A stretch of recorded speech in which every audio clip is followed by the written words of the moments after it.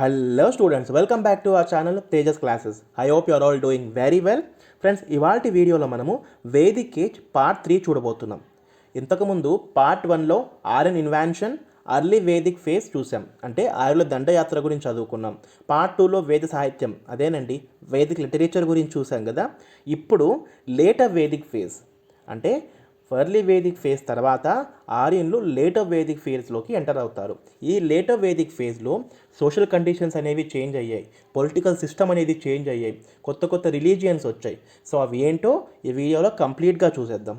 ఎవరైతే ఈ video first time చూస్తున్నట్టయితే ప్లీజ్ మా ఛానల్ని లైక్ చేయండి, షేర్ చేయండి, సబ్స్క్రైబ్ చేయండి. అలానే మా వాట్సాప్ గ్రూప్ని, టెలిగ్రామ్ ఛానల్ని జాయిన్ అవ్వండి. లింక్స్ అనేవి డిస్క్రిప్షన్లో ఇస్తాను. మీరు ఇలా చేస్తే మాకు మీ ముందుకు మరిన్ని వీడియోస్ తీసుకురావడానికి చాలా ఎంకరేజింగ్గా ఉంటుంది. ఇవాళ టాపిక్స్ వచ్చేసి expansion in the later Vedic period. Expansion అంటే జాగ్రఫికల్ ఎక్స్పాన్షన్, ఏ రీజన్ నుంచి ఏ రీజన్ వరకు వీళ్ళు విస్తరించారు. Next dynasties of later Vedic period, ఏ కొత్త రాజ్యాలు ఏర్పడ్డాయి, ఏ రాజ్యాలు కలుపుకొని కొత్త రాజ్యాలుగా పాలించాయి. Iron PGW phase. Iron PGW phase అంటే పెయింటెడ్ గ్రేవేర్ సైట్స్ అండి. సో దీని గురించి కూడా చదువుకుందాం. లేటర్ వేదిక్ ఏజ్ ఎకానమీ అంటే లేటర్ వేదిక్ ఏజ్లో ఎకానమీ అనేది ఎలా మారింది, డ్రాస్టిక్ చేంజ్ వచ్చిందండి ఎర్లీ వేదిక్ ఫేజ్ మరియు లేటర్ వేదిక్ ఫేజ్కి. Next social and political organisations, social life ఎలా ఉండింది, పొలిటికల్ సిస్టమ్ ఎలా ఉండింది. Next gods, rituals and philosophy.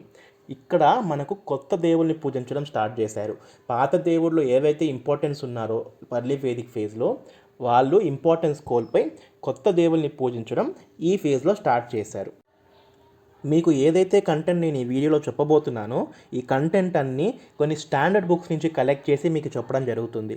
ఎవరైతే గవర్నమెంట్ జాబ్ సర్వీసెస్కి, సివిల్ సర్వీసెస్కి ఎవరైతే ఆస్పిరెంట్స్ ఉంటారో వాళ్ళు ఫాలో అయ్యే స్టాండర్డ్ బుక్ ఏది అంటే RS Sharma's India's Asian past, ancient హిస్టరీకి సంబంధించిన బుక్ అండి ఇది. సో మీకు రికమెండ్ చేసే బుక్ కూడా ఈ బుక్కే రికమెండ్ చేస్తాను. ఎవరైతే బుక్ తీసుకోవాలి అనుకుంటే ఈ బుక్ తీసుకోండి. నెక్స్ట్ ఏన్షియంట్ ఇండియాస్ పాస్ట్, ఇవి ఎన్సీఆర్టీ టెక్స్ట్ బుక్స్ అండి. History class 11, class 12 history text books. 8th, 9th text బుక్స్లో కూడా హిస్టరీ ఉంటుంది. దాంట్లో కూడా మీకు రిఫర్ చేసి మొత్తం కంటెంట్ అనేది ఇస్తున్నాను. సో మీ ఎగ్జామినేషన్లో ఎటువంటి క్వశ్చన్ వచ్చినా ఆన్సర్ చేసే విధంగా ఈ వీడియో అనేది తయారు చేయబడింది. సో వీడియో కొంచెం లెంత్ ఉన్నా పర్లేదు. సో 4-5 వీడియోలు చూసే కన్నా ఒక్క వీడియో చూడండి, it will be beneficial to you. Next వీడియోలోకి వచ్చేద్దాం. మనము లేటర్ వేదిక్ సివిలైజేషన్ గురించి నేర్చుకునే ముందు ఒక్కసారి క్విక్లీ మన ఇండియన్ హిస్టరీ క్లాసిఫికేషన్ అనేది రివైజ్ చేసేద్దాం. ఇండియన్ హిస్టరీ అనేది 3 పార్ట్స్గా డివైడ్ చేస్తుందండి. First ancient history, medieval history, modern history. దానికి సంబంధించిన టైం పీరియడ్స్ కూడా మీకు ఇచ్చాను. ఏన్షియంట్ హిస్టరీ సిరీస్ కాబట్టి ఏన్షియంట్ హిస్టరీ కూడా 5 పార్ట్స్గా సబ్ క్లాసిఫై చేశారు according to the time periods. First period వచ్చేసి pre history and Harappan civilisation. ఇది ఆల్రెడీ మనం చూసాము. హరప్పన్ సివిలైజేషన్ అంటే ఇండస్ వ్యాలీ సివిలైజేషన్ అని కూడా అంటారు కదా. నెక్స్ట్ ఎవరైతే ఈ వీడియోస్ చూడనట్టయితే ప్లీజ్ ఖచ్చితంగా ఆ వీడియోస్ చూడండి. హిస్టరీ మిడిల్లో వచ్చి సబ్జెక్ట్ నేర్చుకుంటే అర్థం అవ్వదండి. స్టార్టింగ్ నుంచి రండి, ఇది ఒక స్టోరీ లాగా మీకు గుర్తుంటుంది. ఫ్యూచర్లో ఎప్పుడైనా మీకు గుర్తు తెచ్చుకోవాలన్నా కూడా స్టెప్ బై స్టెప్ ఆటోమేటిక్గా ఆ టైం పీరియడ్స్ అవన్నీ గుర్తొస్తాయి. Next Vedic age. వేదిక్ ఏజ్లో మనం పార్ట్ 1, పార్ట్ 2 చూసాము. ఇది ఫైనల్ పార్ట్ 3లో లేటర్ వేదిక్ సివిలైజేషన్ గురించి నేర్చుకుంటాం. ఇమీడియట్లీ దీని తర్వాత మనము కొత్త రిలీజియన్స్ వస్తాయి, జైనిజం వస్తుంది, బుద్ధిజం వస్తుంది. తో మహాజనపదాస్ కూడా చాలా ఏర్పడ్డాయి, దాని గురించి నేర్చుకుందాం. దాని తర్వాత లేటర్ మౌర్యన్ పీరియడ్ వస్తుంది. దాని మౌర్యన్ వాళ్ళు డిక్లైన్ అయిపోయాక Gupta and post Gupta period వస్తుంది. సో ఇంతటితో మన ఏన్షియంట్ హిస్టరీ సిలబస్ అనేది కంప్లీట్ అయిపోతుంది. ఓకే, సో ఇది మన ఇండియన్ హిస్టరీ బేసిక్ క్లాసిఫికేషన్ అండి. తర్వాత main source of later Vedic age. Early Vedic ఫేజ్కి మన మెయిన్ సోర్స్ ఏంటి? ఎవరికైతే ఆన్సర్ తెలిసింటే ప్లీజ్ కామెంట్ సెక్షన్లో మెన్షన్ చేయండి. Main source of early Vedic age answer వచ్చేసి ఋగ్వేద. మనం నేర్చుకున్నాం కదా పార్ట్ 1 వీడియోలో. Main source of early Vedic వచ్చేసి ఋగ్వేద. ఇది మన భారతదేశంలో ఏన్షియంట్ హిస్టరీలోనే ఓల్డెస్ట్ రిలీజియస్ స్క్రిప్ట్ అండి. Oldest religious or Vedic literature ఏది అంటే ఋగ్వేద.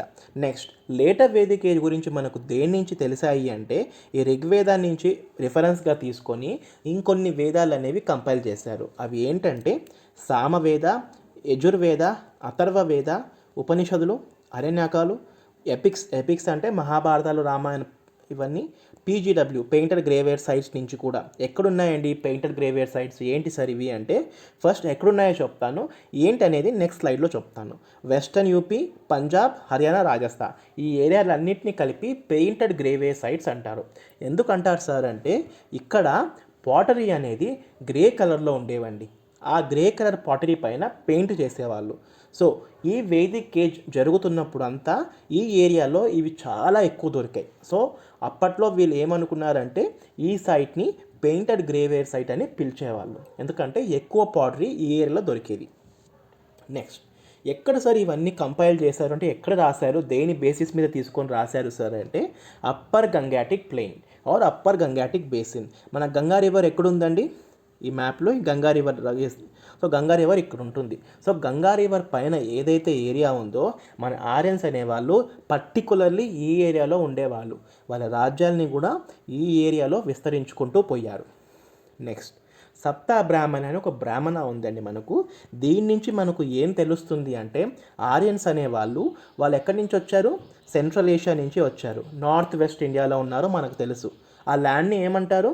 ఆర్యులు ఫస్ట్ ఇండియాలోకి వచ్చి ఎక్కడ సెటిల్ అయ్యారండి? ఒక క్వశ్చన్ చాలా important. The land where the Aryans lived for the first time in India ఏది అంటే, ల్యాండ్ ఆఫ్ 7 రివర్స్, సప్త సింధు అని కూడా పిలుస్తారు. సప్త సింధు, వెరీ ఇంపార్టెంట్ అండి ఈ question. Land of 7 reverse. So ఈ సప్త సింధు ప్రాంతంలో వీళ్ళు ఫస్ట్లో ఉండేవాళ్ళు అర్లీ వేదిక్ ఫేజ్లో. ఇక్కడి నుంచి over a period of time వాళ్ళు విస్తరించుకుంటూ పోయారు. అది లేటర్ వేదిక్ ఏజ్లో ఎక్కువగా వెళ్ళారు. సో ఈ సప్తా బ్రాహ్మణ ఏం చెప్తుంది అంటే, ఈ ఆరులు అనేవాళ్ళు ఈస్టర్న్ గంగాటిక్ ప్లెయిన్స్. సో ఈ సప్తా బ్రాహ్మణ ఏం చెప్తుంది అంటే, ఆర్యులు ఈస్టర్న్ గంగాటిక్ ప్లెయిన్స్ వైపు ఎక్స్పాండ్ అవ్వుకుంటూ వెళ్ళారు. సో ఇది వెస్టర్న్ పార్ట్ కదా మన ఇండియాకి. సో ఇక్కడి నుంచి వీళ్ళు ఈస్ట్ వైపు, ఇది గంగా రీజన్ అంటే గంగా రీజన్ పైన, సో ఈ నది పైన ఈ రీజన్ వరకు వీళ్ళు వాళ్ళ రాజ్యాల్ని విస్తరించుకుంటూ పోయారు. అది మనకి దేని ద్వారా తెలుస్తుందంటే, ఈ సప్తా బ్రాహ్మణ ద్వారా తెలుస్తుంది. ఇందాక చెప్పారు కదా పెయింటెడ్ గ్రేవేర్ సైట్స్ అని.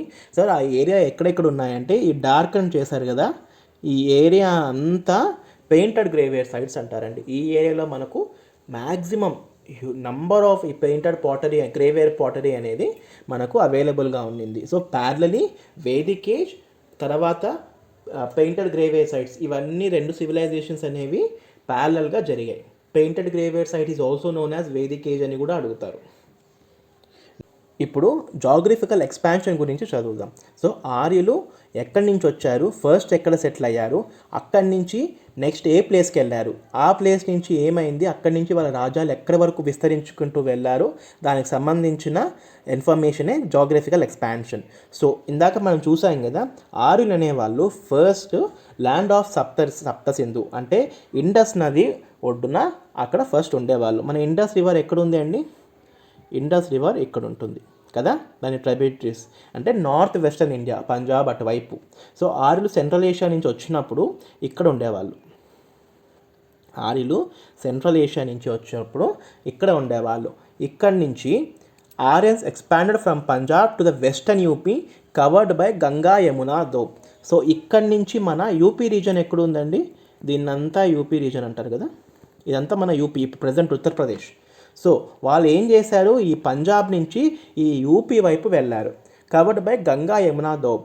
గంగా యమునా దోబ్ అంటే ఏంటంటే, ల్యాండ్ బిట్వీన్ 2 రివర్స్, 2 నదుల మధ్య ఉండే ల్యాండ్ని, భూమిని దోబ్ అని పిలుస్తారు. వెరీ ఇంపార్టెంట్ అండి. సో గంగా యమునా నది మధ్యలో ఉండే ఏరియా వరకు వీళ్ళు విస్తరించుకుంటూ వెళ్ళారు.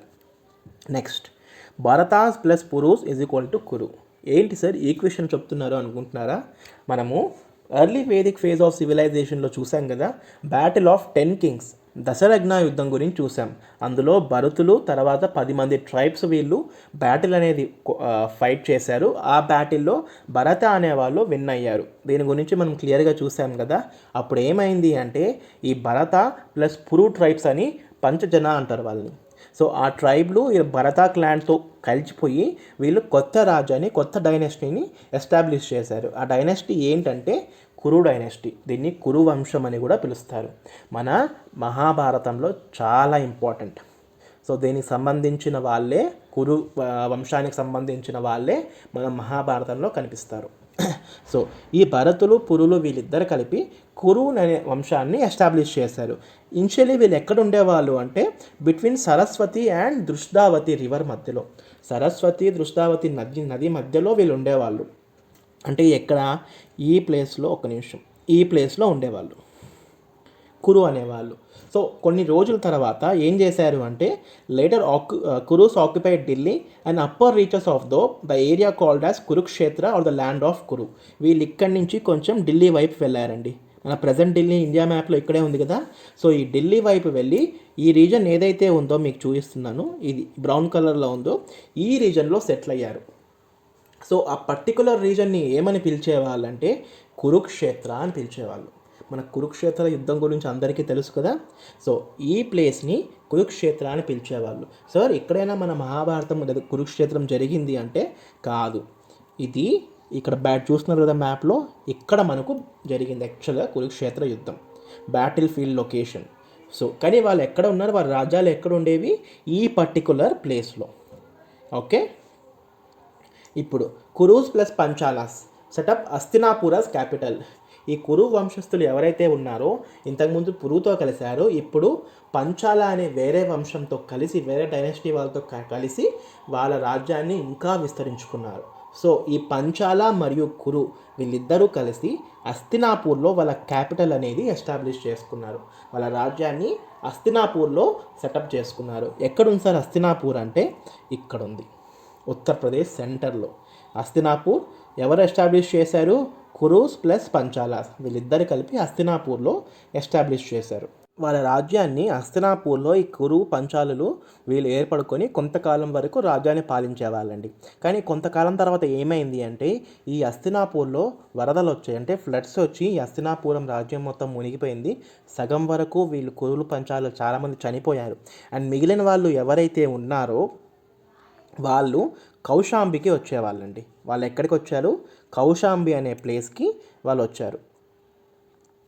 Next, towards the end of Vedic period around 500 BC they spread in large numbers from doab to Kosala in eastern UP and Videh and northern Bihar. హస్తినాపూర్లో ఎప్పుడైతే వరదలు వచ్చి వీళ్ళు ఇక్కడి నుంచి కౌశాంబి అనే ప్లేస్కి వచ్చారో, ఇక్కడి నుంచి వీళ్ళు ఈస్టర్న్ వైపు స్ప్రెడ్ అవడం స్టార్ట్ చేశారు. ఈ కౌశాంబి నుంచి వీళ్ళు ఎక్కడికి వెళ్ళారంటే కోశల అనే ప్లేస్కి వెళ్ళారు. ఈ కోశల అనే ప్లేస్ ఎవరికైనా గుర్తొస్తుందా అండి, ఎప్పుడైనా విన్నారా? మన రామాయణంకి సంబంధించిన ప్లేస్. సో ఎప్పుడు రామాయణం చదువుతామో దాని గురించి నేర్చుకుందాం. సో కౌశాంబ నుంచి కోశాలకు వెళ్ళారు, కోశాల నుంచి మనకు విదేహ అనే ప్లేస్కి వెళ్ళారు. ఇది ఎక్కడ ఉంది, బీహార్లో ఉంది విదేహ అనే ప్లేస్. ఓకే, సో మన ఆర్యులు ఎక్కడి నుంచి ఎక్కడి వరకు ఎక్స్పాండ్ అయ్యారో క్లియర్గా అర్థమైంది కదా. ఫస్ట్ ఇక్కడి నుంచి పంజాబ్ వైపు వచ్చారు, ఇక్కడి నుంచి వాళ్ళు మళ్ళీ కురుక్షేత్రకి వెళ్ళారు, కురుక్షేత్ర నుంచి హస్తినాపూర్కి వచ్చారు, హస్తినాపూర్లో వరదలు వచ్చి కౌశాంబికి వెళ్ళారు, కౌశాంబి నుంచి కౌశల విదేహ. సో ఈ ఏరియా అంతా మనకు ఆర్యులు విస్తరించారు. ఎక్కడైతే ఆర్యులు ఉన్నారో దీన్ని మన వేదిక్ ఏజ్లో క్లియర్గా మెన్షన్ చేశారు. Next, Bareilly, Badaun, Farrukhabad districts of Panchala kingdom. Panchala కింగ్డమ్లో, పాంచాల రాజ్యంలో జిల్లాలు బరైలీ, బౌదాన్, ఫరూకాబాద్ ఇవి ఫేమస్ అండి.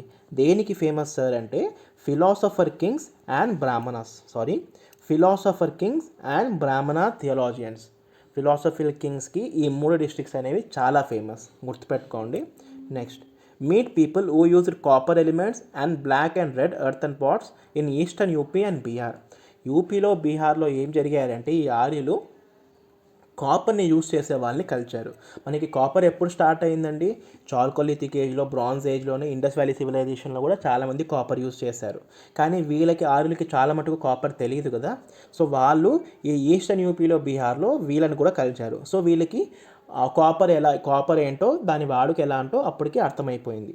Next, western UP they met the people using red colour pots. Western యూపీలో ఏమైందంటే ఇంతవరకు కాపర్ చూశారు, మడ్ పాట్స్ చూశారు, ఇక్కడ రెడ్ కలర్ పాట్స్ అనేవాళ్ళు వీళ్ళు ఎవరు, ఆర్యులు చూసేవాళ్ళు. సార్ ఇంతవరకు వీళ్ళు చేసుకోలేదా అంటే వీళ్ళ ఎకానమీ దేని మీద బేస్డ్ అయి ఉందండి, పాస్టరల్ ఎకానమీ, అంటే పాడి పశువుల మీద వీళ్ళు బతికేవాళ్ళు. సో ఈ పాటరీ, ఆర్ట్స్ అండ్ క్రాఫ్ట్స్ మీద వీళ్ళకు ఎక్కువ అవగాహన లేదు. సార్ వీళ్ళు యుద్ధాలు చేశారు కదా, మళ్ళీ అంటే అవునండి యుద్ధాలు చేశారు, టూల్స్ అవైలబుల్గా ఉన్నాయి, వీళ్ళకి రథాలు అవైలబుల్గా ఉన్నాయి, గుర్రాలు ఉన్నాయి. కానీ ఇవన్నీ వీళ్ళకి కొత్తగా ఈ లేటర్ వేదిక్ ఏజ్లోనే కనపడ్డాయి. Next, Munda speakers. వీళ్ళ ఆర్యులు ముండా స్పీకర్స్ అంటే ఎవరైతే ముండా లాంగ్వేజ్ అనే ఒక లాంగ్వేజ్ ఉండేది, ఆ లాంగ్వేజ్ ఎవరైతే మాట్లాడతారో వాళ్ళని కూడా కలిశారు. కొత్త కొత్త పీపుల్ని కలిశారు, కొత్త కొత్త వస్తువుల్ని చూశారు. ఎక్కడ? మన ఆర్యులు ఈ లేటర్ వేదిక్ ఏజ్లో. నెక్స్ట్ వేదిక్ ఏజ్ ఇందాక చూసాం కదా, ఆర్యులు ఎక్కడి నుంచి ఎక్కడి వరకు విస్తరించుకుపోయారో. ఒక్కసారి క్విక్గా మన వేదిక్ ఏజ్ క్లాసిఫికేషన్ చూసేద్దాం. సో వేదిక్ ఏజ్ అనేది 2 పార్ట్స్గా early Vedic period, later Vedic period. Early Vedic period ఎప్పటి నుంచి అండి? 1500 to 1000 BC, 1000 BC to 500 BC మన లేటర్ వేదిక్ పీరియడ్ వస్తుంది. మనకు సంబంధించిన సోర్సెస్ కూడా చదివాము. ఇప్పుడు మ్యాప్స్ చూడండి, మీకు క్లియర్గా తెలుస్తుంది. ఎర్లీ వేదిక్ పీరియడ్లో ఆర్యులు ఈ ఏరియా ఆక్యుపై చేశారు. లేటర్ వేదిక్ ఫేజ్ వచ్చేసరికి వీళ్ళు ఈస్టర్న్ వైపు ఏరియా కూడా ఆక్యుపై చేసుకున్నారు. ఇప్పుడు మీకు క్లియర్గా ఒక ఐడియా వచ్చి ఉంటుంది కదా. సో వేదిక్ ఫేజ్లో ఏంటి డిఫరెన్స్, లేటర్ వేదిక్ ఫేజ్లో డిఫరెన్స్ ఏంటి. ఒక ప్లేస్ నుంచి ఇంకో ప్లేస్కి వెళ్ళారండి, అంతే. ఆ ప్లేసెస్ పేర్లు ఒకటి గుర్తుపెట్టుకోండి, సరిపోతుంది. Next kingdoms of later Vedic period. ఏ రాజ్యాల్లో ఏ వంశాలు ఉండే వేదిక్ పీరియడ్లో. మనకి కురు డైనెస్టీ ఎప్పుడు ఫామ్ అయిందండి? కురు డైనెస్టీ ఎప్పుడు ఫామ్ అయింది? బ్యాటిల్ ఆఫ్ 10 కింగ్స్, దశరాజ్ఞ యుద్ధం తర్వాత కురు ఫామ్ అయింది కదా. అంతకుముందు భరతులు ఉండేవాళ్ళు, పురువులు ఉండేవాళ్ళు. వీళ్ళు రెండు కలిపి మన కురు డైనెస్టీ అని ఫామ్ అయింది. ఇందులో ఎవరు ఫేమస్ కింగ్, ఎవరు ఫేమస్ రాజులు అంటే పరీక్షిత్, జనమేజయ. వీళ్ళు ఫేమస్ కింగ్స్ అండి. కురు డైనెస్టీలోనే ఫేమస్ కింగ్స్ ఎవరు అంటే వీళ్ళంతా మహాభారతం తర్వాత వస్తారు. సో ఆ డైనెస్టీలో వీళ్ళు ఫేమస్ కింగ్స్. మరి పంచాల డైనెస్టీలో ఎవరు సార్ ఫేమస్ కింగ్స్ అంటే ప్రవాహన జైవలి, ఈయన ఫేమస్ కింగ్స్. వీళ్ళ చరిత్ర, వీళ్ళ హిస్టరీ ఇదంతా మనము సపరేట్గా వీడియో క్రియేట్ చేసి చూద్దాం. ప్రస్తుతానికి లేటర్ వేదిక్ ఏజ్కి సంబంధించి ఇవి మీకు సరిపోతుంది. అండ్ నెక్స్ట్ ఈ రాజ్యాలన్నీ డిక్లైన్ అయిపోయి అంటే అంతరించిపోయాక కొత్త రాజ్యాలు అనేవి పుట్టుకొచ్చాయి. అవి ఏంటి అంటే కోసల, కాశీ, విదేహ. ఇవి కొత్త రాజ్యాలండి. ఎప్పుడు కురు డైనెస్టీ, పంచల డైనెస్టీ ఇవన్నీ అంతరించిపోయాక కొత్త రాజ్యాలు ఇవన్నీ. Next 3 divisions of India. వీళ్ళు ఆర్యులు ఒక్క ప్లేస్ నుంచి ఇంకో ప్లేసెస్కి మూవ్మెంట్ అయ్యారు, కొత్త వ్యక్తులతో కలిశారు. అండ్ కొంతమంది సౌత్ వైపు కూడా వెళ్ళారు. సో దాన్ని బట్టి మనకు ఈ లేటర్ వేదిక్ సివిలైజేషన్లో ఏమైందంటే ఇండియా అనేది 3 పార్ట్స్గా డివైడ్ చేశారండి. ఏంటి అంటే ఐరవర్త అంటే నార్థన్ ఇండియా, నార్త్ వైపు ఏదైతే ఉందో దాన్ని ఐరవర్త అని పిలిచేవాళ్ళు. ఎందుకు అంటే ఆర్యులు కదా, ఆర్యులు ఫస్ట్ టైం నార్త్ ఇండియాలోనే ఉన్నారు. సో దానికి ఆర్యవర్త అని పిలిచేవాళ్ళు. నెక్స్ట్ మధ్యదేశ, సెంట్రల్ ఇండియాని మధ్యదేశ అని పిలిచేవాళ్ళు. నెక్స్ట్ మన కిందికి వచ్చి సదరన్ ఇండియాని దక్షిణాపద అంటారు. సో మన ఇండియాని డివిజన్స్ ఎప్పుడు స్టార్ట్ అయింది అంటే లేటర్ వేదిక్ సివిలైజేషన్లోనే మన ఇండియా 3 పార్ట్స్గా డివైడ్ అయి ఉంది. ఇప్పుడు మనము southern India, central India, north India, eastern India, western India, north eastern states ఇవన్నీ అంటాం కదా. సో మన మేజర్గా లేటర్ వేదిక్ సివిలైజేషన్లోనే ఈ ఇండియా అనేది డివిజన్ అయ్యింది. ఇప్పుడు political life of later Vedic Aryans. ఇంతవరకు మనము జాగ్రఫికల్ ఎక్స్పాన్షన్ చూసాం, కింగ్డమ్స్ చూసాం. సో పొలిటికల్ లైఫ్, రాజుల పాలన ఎలా మారింది ఎర్లీ వేదిక్ నుంచి లేటర్ వేదిక్ ఏజ్ వరకు. Large kingdoms were formed. ఇందాకే చూశారు, కొత్త రాజ్యాలు వచ్చాయి, కొత్త వంశాలు వచ్చాయి. Jana or tribes were amalgamated to form janapadas or rashtras. Amalgamated అంటే కంబైన్ అవ్వడం, క్లబ్ అవ్వడం. రెండు జన అంటే చూసారు కదా, గ్రూప్ ఆఫ్ పీపుల్. మనం ఎర్లీ వేదిక్ ఫేజ్లో చూసాం. ఒక మనుషుల సమూహాన్ని జన అని పిలిచేవాళ్ళు, లేదంటే ట్రైబ్ అని పిలిచేవాళ్ళు. వీళ్ళు 2-3 జనాలు, 2-3 ట్రైబ్స్ కలిపి వీళ్ళు ఏం చేశారంటే జనపదాస్, 2-3 ట్రైబ్స్ని కలిపి జనపదాస్ అని పిలిచేవాళ్ళు. ఇవి ఎక్కువ అయిపోయాయండి లేటర్ వేదిక్ ఫేజ్లో. వాటిని రాష్ట్రాస్ అని కూడా పిలిచేవాళ్ళు. ఇప్పటికీ మనము మన స్టేట్స్ని రాష్ట్రాలని పిలుస్తాం కదా. సో అది ఎప్పుడు స్టార్ట్ అయ్యింది అంటే లేటర్ వేదిక్ ఏజ్లోని. The royal power increased along with the size of the population. Obviously ఈ రాజ్యాలు విస్తరించిపోయాయి, రాజ్యాలు పెరిగాయి, రాజు పవర్ కూడా ఆబ్వియస్లీ పెరుగుతుంది. The king was usually a kshatriya and the office of the monarch was made almost hereditary. So ఇంతవరకు ఏం చేశారంటే రాజులు అనేవాళ్ళు అర్లీ వేదిక్ ఫేజ్లో ఎలక్షన్స్ ద్వారా ఎంపికయ్యేవాళ్ళు. అంటే ఎవరైతే మంచిగా ఉన్నారో మనుషు ద్వారా ఎంపికై వాళ్ళు పాలన చేసేవాళ్ళు. కానీ లేటర్ వేదిక్ ఫేజ్కి వచ్చేసరికి ఏమైందంటే ఈ క్షత్రియులు ఉన్నారు కదా, మనం 4 వర్ణ సిస్టమ్ చూసాం. బ్రాహ్మణ, క్షత్రియ, వైశ్య, శూద్ర. ఈ శత్రులు ఎవరైతే ఉన్నారో వీళ్ళు రాజులుగా మారడం మొదలుపెట్టారు. అండ్ వీళ్ళు వేరే వాళ్ళని, అంటే వేరే వర్ణ వాళ్ళని రాజులుగా కావడానికి ఒప్పుకునే వాళ్ళు కాదు. ఎంతసేపు వాళ్ళ వంశం, వాళ్ళ కుటుంబంలోనే నెక్స్ట్ రాజులకి ఛాన్స్ ఇచ్చేవాళ్ళు. ద కింగ్ వాజ్ యూజువల్లీ, ఇది చూసాం కదా, traces of election of the chief or the king appear in later Vedic text, but hereditary kingship was emerging. చూసారు కదా, అప్పటికి కొన్ని ప్లేసెస్లో రాజుల్ని ఎంపిక చేసేవారు ఎలక్షన్స్ ద్వారా. కానీ ఈ హెరిడిటరీ కింగ్షిప్ ఏదైతే ఉందో, అంటే వాళ్ళ వంశం ద్వారా రాజులే రావాలి, వేరే వంశం నుంచి, వేరే కుటుంబం నుంచి రాకూడదు అనేది దాన్ని డామినేట్ చేసేసి లేటర్ వేదిక్ ఫేజ్లో చాలా పాపులర్ అయిపోయింది. The king gradually emerge the control of the social order two. ఇంతవరకు రాజు ఏం చేసేవాడండి, చిన్న చిన్న ఊరు ఏవైనా ప్రాబ్లమ్స్ ఉంటే దాన్ని సాల్వ్ చేసేవాడు.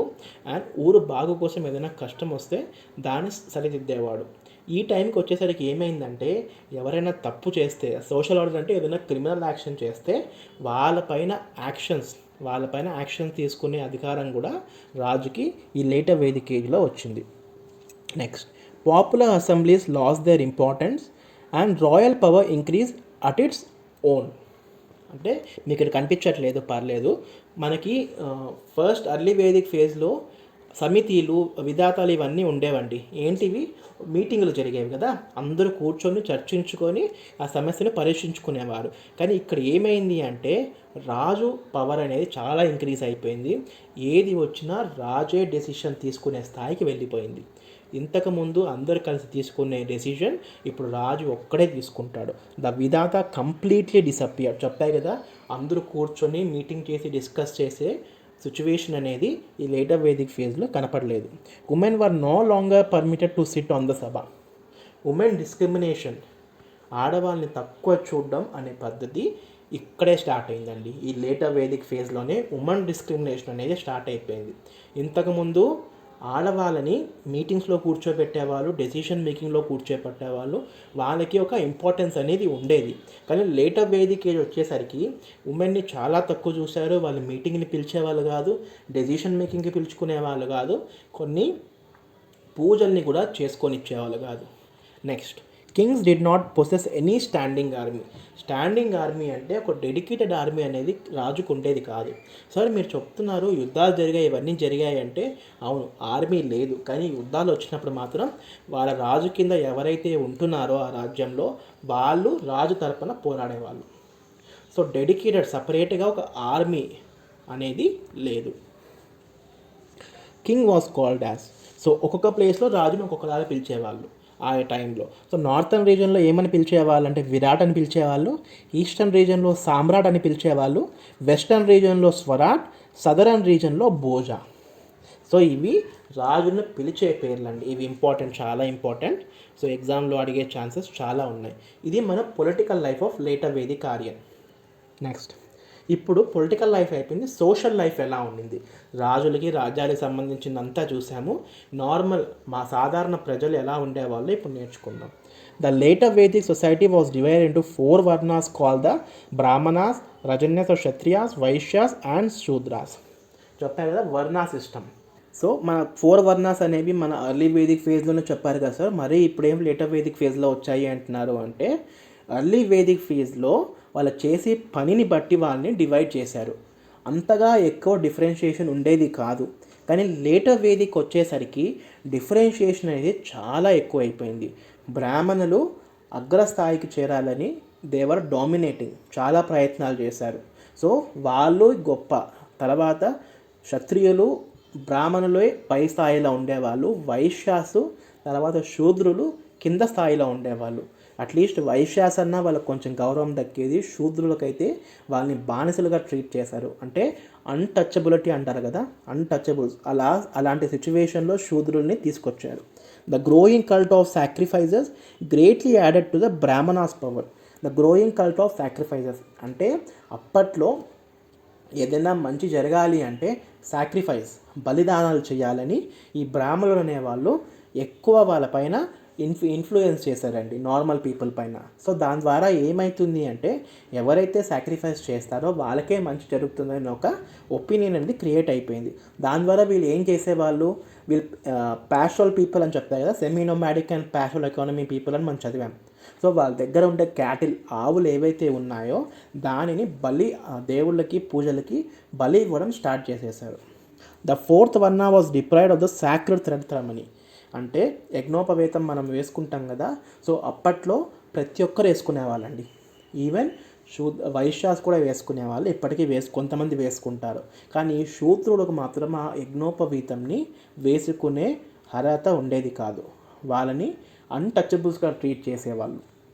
ఈ ప్యాట్రిమోనియల్ సొసైటీ అంటే ఫాదరే అథారిటీ, ఆ ఇంటి పెద్ద మగవాడే యజమాని. సో ఆడవాళ్ళకి ఇంపార్టెన్స్ అనేది ఎవరు ఇచ్చేవాళ్ళు కాదు.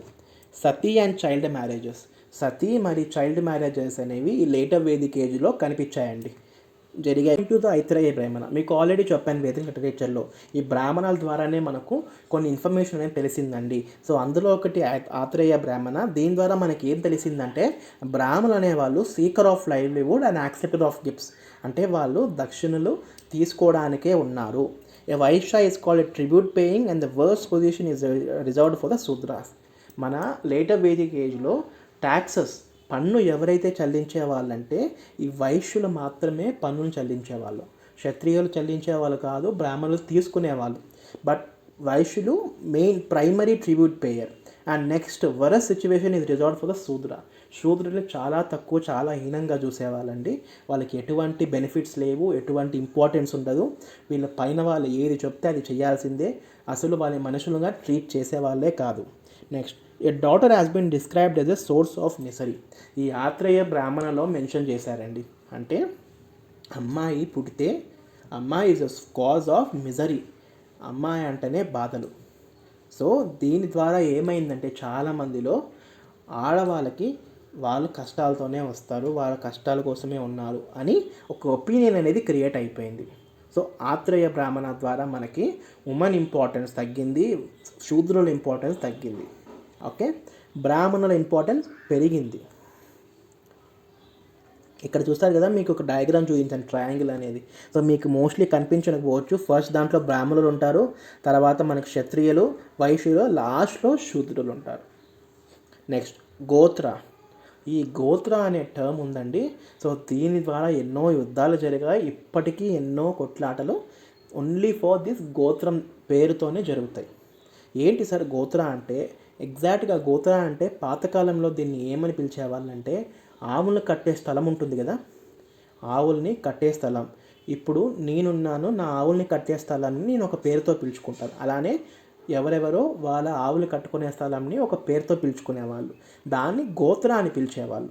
రాను రాను ఏమైందంటే అది it signified descent from a common ancestor, అంటే వంశ పేరుగా ఏర్పడిపోయింది, వంశ గోత్రంగా. మా తాత వాళ్ళు పెట్టారు కదా, సో అదే మా గోత్రం అనుకొని చాలామంది దాన్ని ఫాలో అవ్వడం స్టార్ట్ చేశారు. ఇంతవరకు మనకి 4 వర్ణ సిస్టమ్సే ఉన్నాయి. దీంతో ఈ గోత్రాతో ఏమైందంటే ఫర్దర్ డివిజన్, అంటే బ్రాహ్మణుల్లో కూడా డివిజన్ స్టార్ట్ అయింది, వైశ్యులో డివిజన్ స్టార్ట్ అయింది, క్షత్రియుల్లో డివిజన్ స్టార్ట్ అయింది, శూద్రుల్లో కూడా డివిజన్ స్టార్ట్ అయింది. సో ఇదే మన క్యాస్ట్ సిస్టమ్కి బేసిస్. మన ఇండియన్ క్యాస్ట్ సిస్టమ్ ఏదైతే ఉందో దానికి బేసిస్ ఎక్కడి నుంచి వస్తుందండి? ఈ లేటర్ వేదిక్ పీరియడ్ నుంచి. Very very important. Caste exogamy was widely practised. దీని క్యాస్ట్ సిస్టమ్కి ఉన్న ఇంపార్టెన్స్ ఏదైతే ఉందో, దాని రూల్స్ ఏవైతే ఉన్నాయో అవన్నీ ఇక్కడే ఫామ్ అయ్యాయి. Gotras were named after the legendary seekers like Kashyapa, Bharadwaja, Gautama, Bhrigu among others. అంటే అప్పట్లో ఫేమస్ పెద్ద పెద్ద ఋషుల పేర్లు, వాళ్ళ పేర్లని గోత్రాలుగా పెట్టుకునేవాళ్ళు. నాకెవరైతే గురువు ఇష్టపడతానో ఆ గురువు పేరు నా గోత్రంగా పెట్టుకునేవాళ్ళు. అదే నా ఫ్యామిలీ కంటిన్యూ అయ్యేది. సో అలా మన గోత్రాలు అనేవి ఏర్పడ్డాయి. సోషల్ డిఫరెన్షియేషన్ అనేది, క్యాస్ట్ సిస్టమ్ అనేది ఇక్కడ లేటర్ వేదిక్ పీరియడ్ నుంచి స్టార్ట్ అయింది. Later Vedic age, certain craft groups like rathakaras enjoyed a special status and had the right to wear the sacred thread. అంటే లేటర్ వేదిక్ ఏజ్లో రథకారస్ అంటే రథాన్ని చేసేవాళ్ళండి. చారియట్ మేకర్స్ అంటారు కదా, రథాన్ని చేసే వాళ్ళని రథగారాస్ అంటారు. వీళ్ళు స్పెషల్ స్టేటస్ ఎంజాయ్ చేసేవాళ్ళు, అంటే వీళ్ళకి స్పెషల్ బెనిఫిట్స్ ఉండేవి. కొన్నిసార్లు యజ్ఞోపవీతం వేసుకునే ఆప్షన్స్ కూడా వీళ్ళకి ఉండేవి.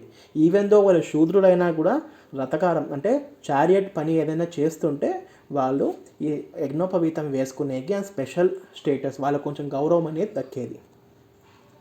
4 ఆశ్రమాస్: బ్రహ్మచారి, గృహస్థ, వనప్రస్థ అండ్ సన్యాస. ఇవి మన 4 స్టేజెస్ ఆఫ్ లైఫ్ అండి. ఇది కూడా మన వేదిక్ లిటరేచర్లో మెన్షన్ చేశారు. మన మనిషి అనేది ఎన్ని స్టేజెస్గా పాస్ ఆన్ అవుతాడు. ఫస్ట్ స్టేజ్ ఏంటంటే బ్రహ్మచారి, అంటే మన స్టూడెంట్గా ఉన్నప్పుడు. దాని తర్వాత ఏమవుతుందండి, పెళ్ళయ్యాక ఒక ఇంట్లో ఉంటాము, మన ఫ్యామిలీ ఉంటుంది. ఆ పీరియడ్ని గృహస్థ అంటారు, హౌస్ హోల్డర్. మీకు కనిపిస్తుంది కదా. నెక్స్ట్ ఇదంతా అయిపోయాక వనప్రస్థ, అంటే పార్షల్ రిటైర్మెంట్. కొన్ని రెస్పాన్సిబిలిటీస్ నుంచి, కొన్ని బంధాల నుంచి సగం వరకు మనము దూరమై వనప్రస్థ అంటే అడవిల్లో, అరణ్యాల్లో, అడవిని ఏమంటారు, ఫారెస్ట్ని ఏమంటారు, అరణ్యాలు అంటారు. సో దీంట్లో మనం వ్యాండరింగ్కి వెళ్ళిపోయేవాళ్ళు, అంటే అడవిలో తిరిగేవాళ్ళు. దేనికోసం? స్పిరిచువల్ నాలెడ్జ్ని గెయిన్ చేసుకునేకు. దాని తర్వాత మనకి నెక్స్ట్ ఫేజ్ ఏంటంటే complete retirement from the world, సన్యాసం తీసుకోవడం. ఇవి మన 4 ఫేజెస్ ఆఫ్ లైఫ్. దీన్ని 4 ఆశ్రమ్స్ అంటూ కూడా మన వేదిక్ లిటరేచర్లో అని పిలుస్తారు. కానీ ఇవన్నీ ఉన్నాయి, కానీ మన ఇందులో ఈ 4 ఆశ్రమ్స్లో ఈ లేటర్ వేదిక్ ఫేజ్లో ఓన్లీ 3 మాత్రం ఫాలో అయ్యారండి. ఫస్ట్ 3 బ్రహ్మచారి, గృహస్థ, వనప్రస్థ, ఈ 3 మాత్రం ఫాలో అయ్యారు. కానీ సన్యాస అనేది ఫాలో అవ్వలేదు. సో ఎఫెక్టివ్గా ఈ 4 ఆశ్రమ్ సిస్టమ్ అనేది సో లేటర్ వేదిక్ పీరియడ్లో జరగలేదు. నెక్స్ట్ ఇప్పుడు ఆర్ట్స్ అండ్ క్రాఫ్ట్స్. ఏ కొత్త వస్తువులు కనుక్కున్నారు, ఏ దాంట్లో ఎక్స్పర్టైజ్ అయినారు వీళ్ళు later Vedic age people. The later Vedic people were good smiths and smelters. వాళ్ళు మంచి smiths and smelters. Lot of copper objects have been found at painted grey ware sites. PGW sites అంటే painted grey ware sites అండి, గుర్తుపెట్టుకోండి, చాలా important. వీళ్ళకి ఏం కనిపించిందండి, చాలా మటుకు కాపర్ ఆబ్జెక్ట్స్. ఇందాక మనం చూసాం కదా జాగ్రఫికల్ ఎక్స్పాన్షన్లో కాపర్ చేసే పీపుల్ని, మనుషుల్ని కలిశారు అని. సో కాపర్ అనేది వీళ్ళకు అప్పుడు ఎక్కువగా పరిచయం అయింది. Tin, lead, silver, bronze, gold, iron and copper were known to the people. ఈ మెటల్స్ అన్నీ లేటర్ వేదిక్ ఏజ్ పీపుల్ వాళ్ళకి తెలిసింది. Weaving was confined to women but was practised on large scale. Weaving అనేది అల్లికలు. సో ఈ టైంలో చాలా famous అయింది, కానీ ఆడవాళ్ళే చేసేవాళ్ళు, కానీ లార్జ్ స్కేల్లో చేసేవాళ్ళు. ప్రతి ఆడవాళ్ళు ఈ అల్లికలు, కుట్టడాలు అనేటివి చాలా మటుకు హ్యాబిచుయేట్ అయిపోయారు. Leather work, pottery and carpenters work made great progress. Leather work, pottery ఏదైతే ఉందో, కార్పెంటరీ వర్క్, రథాలు చేసేవాళ్ళు కదా. సో ఈ పనులన్నీ చాలా ఫేమస్ అయిపోయాయి. అండ్ దాంట్లో పీపుల్ ఎవరైతే చేస్తున్నారో ఎక్స్పర్ట్స్ అయిపోయారు. ఇక్కడ చూస్తున్నారు కదా, ఆడవాళ్ళు అల్లికలు చేస్తున్నారు. Next the later Vedic people were acquainted with 4 types of pottery. అంటే మనకు 4 టైప్స్ ఆఫ్ పాటరీని తయారు చేసేవాళ్ళండి. వాళ్ళకి తెలిసింది అండ్ వాళ్ళు తయారు చేసింది 4 టైప్స్ మేజర్గా ఉన్నాయి. ఏవి అంటే black and red ware pottery, black slipped ware pottery, painted grey ware pottery, red ware pottery. ఈ 4 పాటరీస్లో మనకి మోస్ట్ ఇంపార్టెంట్ ఏదంటే పెయింటెడ్ గ్రేవేర్. సో చాలా మటుకు ఏరియాస్లో ఈ పెయింటెడ్ గ్రేవేర్ అనేది దొరికిందండి త్రూ ఎక్స్కవేషన్స్.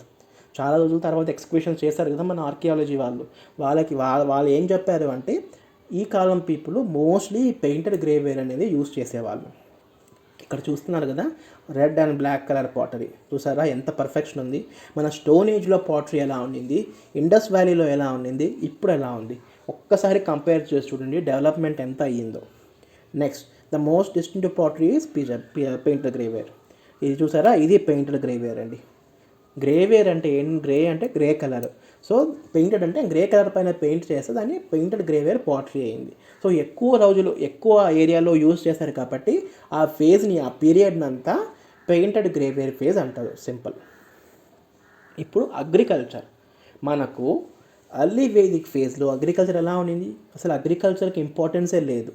ఎందుకంటారా, ఆరియన్స్ అనేవాళ్ళు చెప్పాయి కదా, semi nomadic and ప్యాస్టరల్ economy people, అంటే పాడి పశువుల మీద బతికేవాళ్ళు, దాని మీద ఆధారపడి వాళ్ళ జీవనం కొనసాగించేవాళ్ళు. కానీ లేటర్ వేదిక్ ఫేజ్కి వచ్చేసరికి ఏమైందంటే, ఇందాక చెప్తాయి కదా, సాక్రిఫైసెస్ ఎక్కువైపోయాయి, బలిదానాలు ఎక్కువైపోయి ఆవుల్ని బలి ఇచ్చేవాళ్ళు.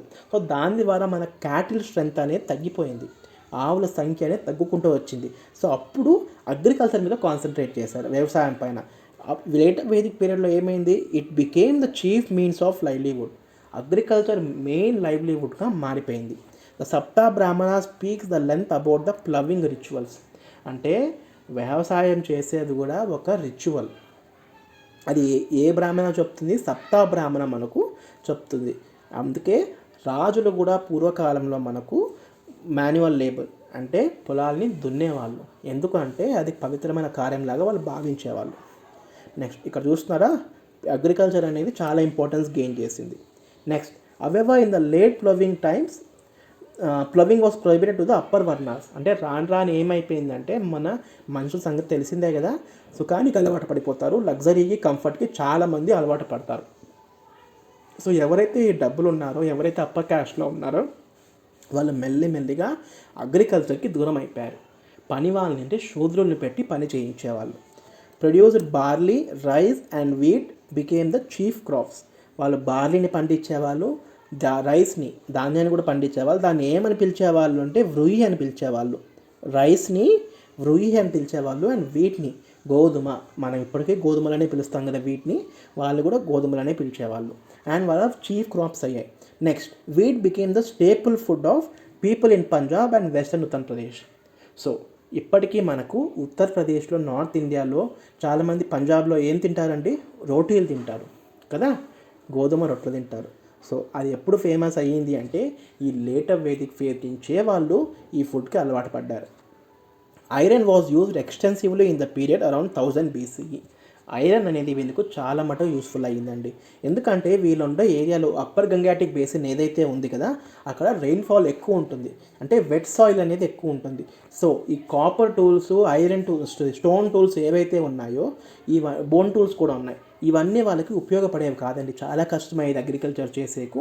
అండ్ తర్వాత వీళ్ళ రాజ్యాలని ఎక్స్పాండ్ చేసుకోవాలంటే, వీళ్ళ ఇల్లు కట్టుకోవాలి, రాజ్యాలు కట్టుకోవాలంటే అడవుల్ని నరికివేయాలి. సో దీంతో అయ్యేది కాదు. వీళ్ళకి ఐరన్ దొరికింది, ఐరన్ అనేది చాలా ఉపయోగపడేది, అందుకోసం ఈ ఐరన్ని ఎక్కువగా యూజ్ చేసేవాళ్ళు. The metal is called shyama or krishnayas in the later Vedic texts. ఐరన్ని, ఇనుముని ఏమని పిలిచేవాళ్ళు వేదిక్ ఏజ్ వాళ్ళు? శ్యామ అని పిలిచేవాళ్ళు, లేదంటే కృష్ణయాస్. వెరీ ఇంపార్టెంట్, శ్యామ లేదంటే కృష్ణయాస్ అని పిలిచేవాళ్ళు. The society was largely rural. However, towards the end of the period, there are traces of the beginning of urbanization as the Nagar. అంతవరకు మనకి వేదిక్ ఏజ్లో ఏదైతే ఉందో అంత రూరల్ ఏరియా అండి, అంటే పల్లెటూరు వాతావరణం ఎలా ఉందో అంతవరకు ఉండింది. సో వేదిక్ సివిలైజేషన్ ఎండ్ అయ్యే టైంకి, వేదిక్ ఏజ్ ఎండ్కి వచ్చేసరికి కొంత అర్బనైజేషన్ అనేది స్టార్ట్ చేయండి. అంటే కొన్ని ఇల్లులు కట్టుకోవడం, కొంచెం ప్లానింగ్, ఇవన్నీ స్టార్ట్ అయిపోయాయి. సో అప్పుడు దాన్ని ఏమని పిలిచేవాళ్ళంటే ఆ ఏరియాని నగర్ అని పిలిచేవాళ్ళు. ఇప్పటికీ మనం పిలుస్తాం కదా మహానగర్, లేదు అంటే మన ఏరియాలు కూడా నగర్ అని పేరు పిలుచుకుంటాం. సో ఆ కాలనీని, ఆ సొసైటీని ఏమని పిలిచేవాళ్ళు అంటే నగర్ అని పిలిచేవాళ్ళు. అండ్ ఈ నగర్ మనకి పిలిచేవాళ్ళని మనకు దేని ద్వారా తెలుస్తుంది అంటే తైత్రీయ అరణ్యక. తైత్రీయ అరణ్యకలో నగర్ అని ఒకటి పిలిచేవాళ్ళు ఆర్యులు అని మనకు తెలుస్తుంది. Exchange was still via barter system. But Nishika was used as a convenient unit of value of collection of taxes, and tributes was made compulsory and was done by Sangrihitri. Sorry అండి మీకు ఇక్కడ కనిపించలేదు, కానీ మీకు చెప్తాను. మనకి economy అనేది ఎలా ఉండేదండి? బార్టర్ సిస్టమ్ ద్వారా ఉండేది కదా. సో ఇందులో ఏమైందంటే బార్టర్ సిస్టమ్ ఉండేది, కానీ నిషికా అనే గోల్డ్ కాయిన్స్ కూడా యూజ్ చేయడం స్టార్ట్ చేశారు. ఎక్కడ? లేటర్ వేదిక్ ఏజ్లో. అండ్ ఈ ట్యాక్సెస్ కూడా కలెక్ట్ చేయడం కంపల్సరీ చేశారు.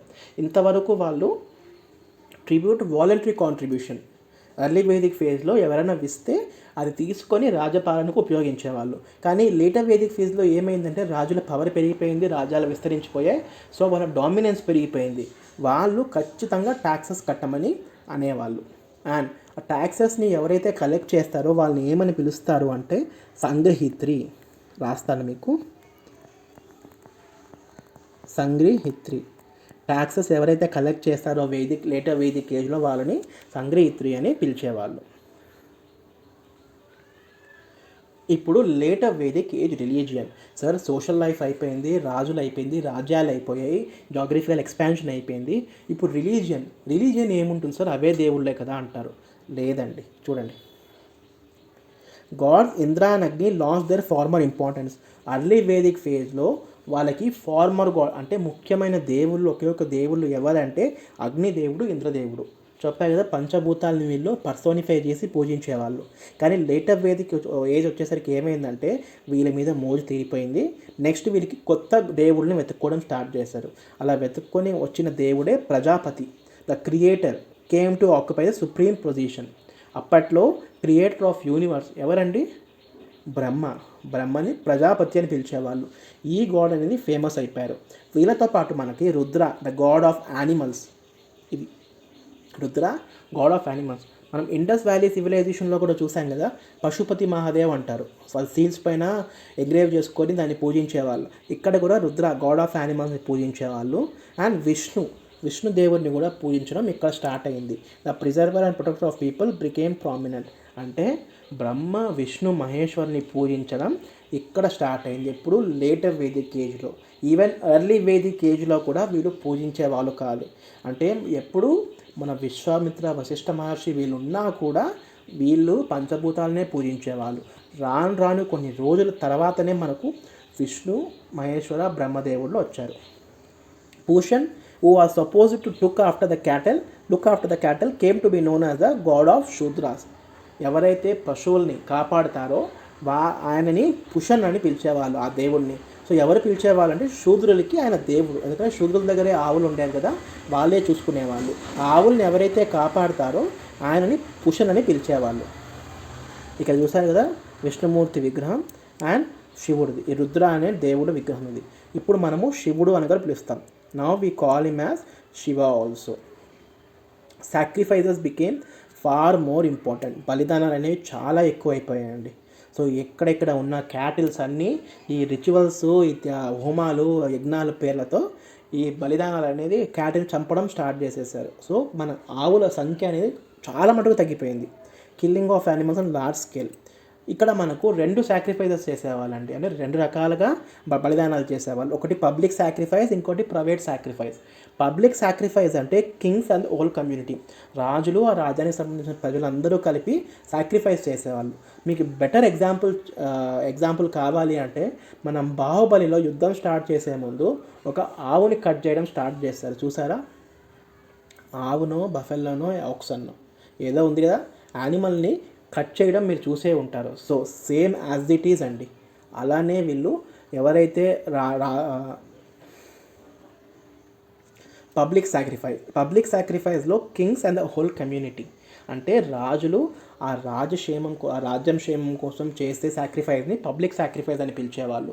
మీకు బెటర్ ఎగ్జాంపుల్ కావాలి అంటే బాహుబలి సినిమాలో యుద్ధం స్టార్ట్ చేసే ముందు ఈ రాణా వీళ్ళ రాజ్యాన్ని యుద్ధం స్టార్ట్ చేసే ముందు ఒక బలిదానాన్ని చేస్తారు. చూస్తారా? సో అందులో ప్రభాస్ ఆపుతారు ఎందుకు మూగజీవాలని చంపాలా అని. సో సేమ్ అలాంటి రిచువల్స్ని ఎక్కువగా ఫాలో అయ్యేవాళ్ళు. అండ్ బ్రాహ్మణులు అది పవిత్రమైన కర్మ అని భావించేవాళ్ళు. నెక్స్ట్ ప్రైవేట్ సాక్రిఫైజెస్ అంటే ఇండివిజువల్స్ ఇన్ దేర్ హౌసెస్. ఎవరైతే ఇండివిజువల్స్ ఉంటారో, సాధారణ ప్రజలు ఉంటారో వాళ్ళ ఇళ్లలో చేసుకునే సాక్రిఫైజెస్ని ప్రైవేట్ సాక్రిఫైజెస్ అని కూడా పిలుస్తారు. ఇప్పటికీ మనము ప్రైవేట్ సాక్రిఫైజెస్ మనం ఇప్పటికీ ఫాలో అవుతాం. గెస్ట్ ఎవరైతే మన ఇంటికి వస్తారో వాళ్ళని గోగన అని పిలిచేవాళ్ళు. అండ్ సాక్రిఫైజర్ ఎవరైతే బలిదానం ఇస్తారో ఆ యజమానా అని పిలిచేవాళ్ళు. పర్ఫార్మర్ని యజ్ఞ అని పిలిచేవాళ్ళు. ఎవరైతే ఆ సాక్రిఫైస్ని బలిదానాన్ని పర్ఫామ్ చేస్తారో వాళ్ళని యజ్ఞ అని పిలిచేవాళ్ళు. Some of the important yajnas are. So ఈ కాలంలో కొన్ని ఫేమస్ యాగాలు ఉన్నాయండి. మీకు చాలామందికి వినే ఉంటారు, సినిమాల్లో చూసింటారు. అశ్వమేధ యాగం, వాజపేయ యాగం, రాజసూయ యాగం. సో ఈ యాగాలన్నీ చాలా ఫేమస్ అయ్యాయండి. అండ్ రాజులు దీన్ని చాలా ఇంపార్టెన్స్ ఇచ్చేవాళ్ళు. ఈ యాగాలు చేస్తే వాళ్ళ పవర్ పెరుగుతుంది, వాళ్ళ సుప్రీమసీ పెరుగుతుంది అని చెప్పేసి ఎన్ని యాగాలు చేస్తే అంత పవర్ఫుల్గా అవుతారని చెప్పి ఈ యాగాలు అనేవి చేసేవాళ్ళు. The Brahmanas claimed A monopoly of priestly knowledge and expertise. ఈ బ్రాహ్మణ్ అనేవాళ్ళు వాళ్ళే మేమే గొప్ప, మాకే ఎక్స్పర్టైజ్ ఉంది స్పిరిచువల్ నాలెడ్జ్ పైన, సో మేమే గొప్ప అని ఒక మోనోపోలీ అనేది క్రియేట్ చేసేసారు. Dakshinas in the form of cows, gold, cloth and also horses for given. Sometimes the priest claimed a portion of territory as dakshina. ఈ బ్రాహ్మణ్ అనేవాళ్ళు ఎవరైతే ఉన్నారో వీళ్ళు రాజులకి సలహా ఇచ్చేవాళ్ళు అండ్ రాజులు కూడా వీళ్ళ మాట వినేవాళ్ళు. సో వీళ్ళకి హయ్యెస్ట్ సుప్రీం అథారిటీ అని ఒకటి ఉండేది. వీళ్ళు దాన్ని అలుసుగా తీసుకొని గోల్డ్ తీసుకునేవాళ్ళు, ఆవుల్ని తీసుకునేవాళ్ళు, బట్టలను తీసుకుని వాళ్ళు కొన్నిసార్లు టెరిటరీ అంటే కొన్ని రాజ్యాలని కూడా వీళ్ళకి దక్షిణగా ఇవ్వమని వాళ్ళు అడిగేవాళ్ళు. ఎవరైతే ఈ బ్రాహ్మణులు దక్షిణ అడుగుతారో రాజులు ఖచ్చితంగా ఇచ్చేవాళ్ళండి. సో ఈ బ్రాహ్మణ డామినెన్సీ అనేది చాలా పెరిగిపోయింది. నెక్స్ట్, ఇంతవరకు మనం మొత్తం చూసాం political life, social life, geographical expansion. ఇప్పుడు జనరల్ డిఫరెన్సెస్ అండి. దీన్ని బట్టి మాకు అర్థమైపోతుంది ఎర్లీ వేదిక్ ఏజ్ ఎలా ఉంది, లేటర్ వేదిక్ ఏజ్ ఎలా ఉంది. The cast system was based on profession. అంటే వాళ్ళ చేసే పనిని బట్టి క్యాస్ట్ సిస్టమ్ డిసైడ్ అయింది ఎర్లీ వేదిక్ ఫేజ్లో. కానీ లేటర్ వేదిక్ ఫేజ్ వచ్చేసరికి ఏమైందంటే వాళ్ళ బర్త్ పైన, అంటే వాళ్ళ పుట్టుకతోనే వాళ్ళ క్యాస్ట్ అనేది డిసైడ్ అయిపోయింది. నో కాన్సెప్ట్ ఆఫ్ శూద్ర అన్టచబుల్స్. శూద్రులు, అన్టచబుల్స్, అంటరానితనం అనేది కాన్సెప్టే లేదు. దో వాళ్ళు డివైడ్ చేశారు దేనిపైన, వాళ్ళు చేసే పని పైన. కానీ లేటర్ వేదిక్ పీరియడ్ వచ్చేసరికి ఏమైందంటే శూద్రులు అనేవారు బానిసలైపోయారు. They became a main stay in the later Vedic period. Next, women were allowed to participate in the political process and women were restricted from their participation in society. Early Vedic పీరియడ్లో ఆడవాళ్ళని participate చేయనిచ్చేవాళ్ళు, later Vedic పీరియడ్లో చేయనిచ్చేవాళ్ళు కాదు. Kingship was fluid as the kings was elected for a fixed term by the local assembly known as సమితి. రాజుల్ని election పద్ధతిలో, ఎన్నిక పద్ధతిలో వాళ్ళు ఎలక్ట్ చేసుకునేవాళ్ళు. కానీ లేటర్ వేదిక్ పీరియడ్కి వచ్చేసరికి ఏమైంది, వాళ్ళ హైరార్కియల్ అంటే rule of Kings became more and more prominent. Hierarchical కాదు, హెరిడిటరీ అంటే వాళ్ళ వంశానికి సంబంధించిన వాళ్ళే రాజులు కావాలి. Early Vedic society was ప్యాస్టలిజం and semi nomadic. చెప్పాయి కదా, ఎర్లీ వేదిక్ పేజ్లో వీళ్ళకి pastel economy, semi nomadic people. Later Vedic వచ్చేసరికి ఏమైంది, మనకు ఆవులన్నీ చంపేశారు. సో అగ్రికల్చర్ మీద కాన్సన్ట్రేట్ చేసి అగ్రికల్చర్ని ఫేమస్ చేశారు. The barter system was more prevalent. Barter సిస్టమ్నే ఫాలో అయ్యేవాళ్ళు. లేటర్ వేదిక్ పీరియడ్ వచ్చేసరికి ఏమైందంటే గోల్డ్, సిల్వర్ యూజ్ చేయడం స్టార్ట్ చేశారు. గోల్డ్ని ఏమని పిలిచేవాళ్ళండి, నిషిక అని. అండ్ ఇక్కడ సిల్వర్ని ఏమని పిలిచేవాళ్ళు అంటే కృష్ణలా. సిల్వర్ని కృష్ణాలా అని పిలిచేవాళ్ళు. Very important. అండ్ మన ఎర్లీ వేదిక్కి మెయిన్ సోర్స్ ఏంటండి, ఋగ్వేద. లేటర్ వేదిక్కి మెయిన్ సోర్సెస్ ఏంటి, యజుర్వేద, సామవేద, అథర్వవేద. ఇప్పుడు మీకు ఒక క్లియర్ కట్ ఐడియా వచ్చి ఉంటుంది ఎర్లీ వేదిక్ ఫేజ్లో ఏం జరిగింది, లేటర్ వేదిక్ పీరియడ్లో ఏం జరిగింది, ఏమేమి చేంజెస్ వచ్చాయని.